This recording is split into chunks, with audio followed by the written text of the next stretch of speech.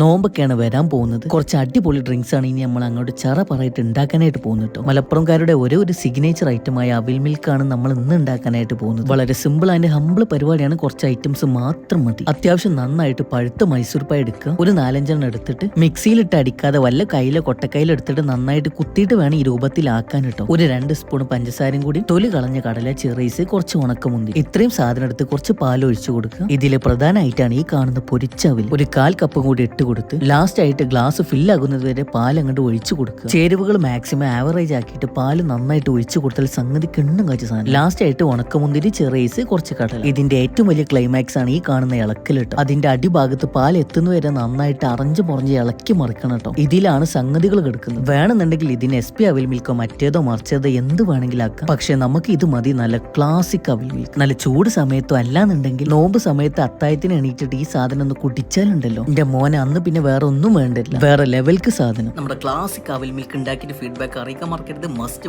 Must try. ഒരു രക്ഷയില്ല, അടിപൊളി കിണ്ണം കച്ച് കർമാണിട്ടുണ്ട്.